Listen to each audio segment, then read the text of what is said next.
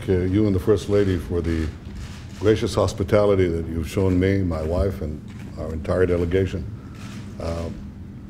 We have an enduring bond of friendship between our two countries, and I appreciate the opportunity to have this meeting with you after your important speech yesterday.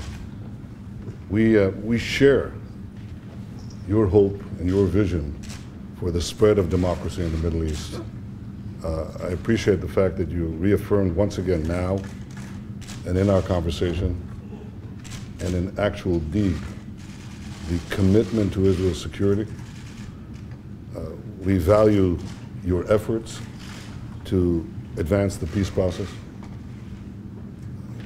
This is something that we want to have accomplished.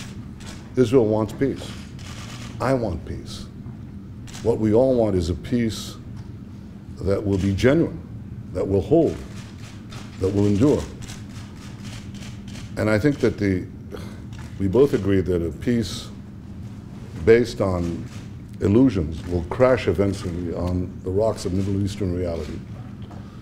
And that the only peace that will endure is one that is based on reality, on unshakable facts. I think for there to be peace, the Palestinians will have to accept some basic realities. The first is that while Israel is prepared to make generous compromises for peace, it cannot go back to the 1967 lines, because these lines are indefensible, because they don't take into account certain changes that have taken place on the ground, demographic changes that have taken place over the last 44 years. Remember that before 1967, Israel was all of 9 miles wide.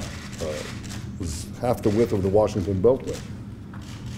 And these were not the boundaries of peace. They were the boundaries of repeated wars, because the attack on Israel was so attractive from them. So we can't go back to those indefensible lines, and we're going to have a long-term military presence along the Jordan. I discussed this with the President. I think that we understand that Israel has certain security requirements that will have to come into place in any deal that we make. The second is echoes something the President just said, and that is that Israel cannot negotiate with a Palestinian government that is backed by Hamas. Hamas, as the President said, is a terrorist organization committed to Israel's destruction. It's fired thousands of rockets on our cities, on our children.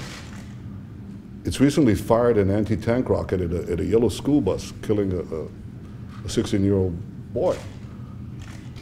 And Hamas has just attacked you, Mr. President, and the United States for ridding the world of bin Laden.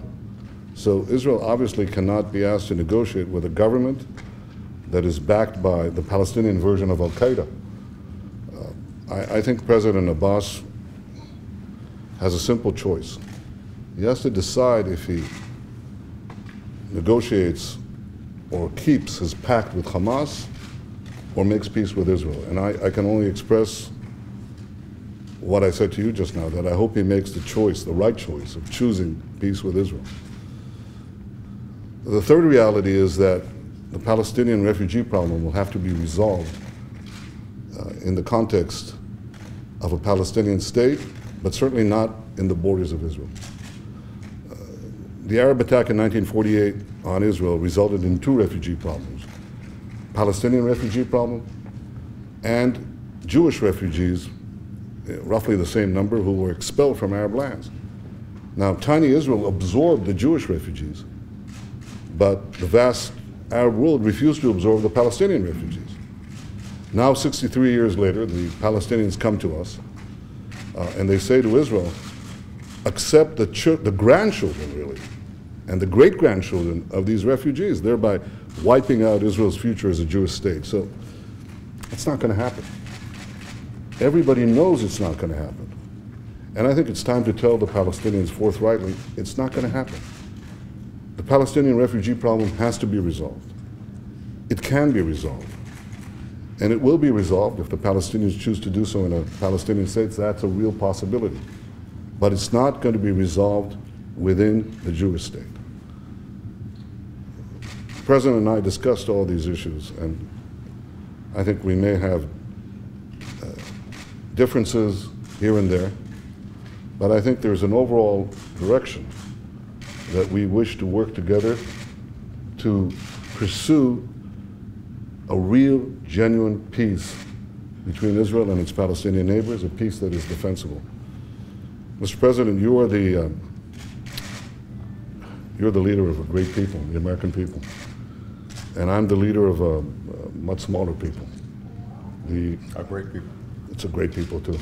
It's the ancient nation of Israel, and you know, we've been around for almost 4,000 years. We've experienced struggle and suffering like no other people. We've gone through expulsions and pogroms and massacres and the murder of millions. But I can say that even at the nadir of the valley of death, we never lost hope and we never lost our dream of reestablishing a sovereign state in our ancient homeland, the land of Israel. And now it falls on my shoulders as the Prime Minister of Israel at a time of extraordinary instability and uncertainty in the Middle East to work with you to fashion a peace that will ensure Israel's security and will not jeopardize its survival. I take this responsibility with pride, but with great humility, because, as I told you in our conversation, we don't have a lot of margin for error. And because, Mr. President, history will not give the Jewish people another chance. So in the coming days and weeks and months, I intend to work with you to seek a peace that will address our security concerns, seek the genuine recognition that we wish from our Palestinian neighbors, and give a better future for Israel and for the entire region. And I thank you for the opportunity to exchange our views and to work together for this common end. Thank you, Mr. President. Thank you. Thank you very much, guys. Go ahead. Thank you, guys.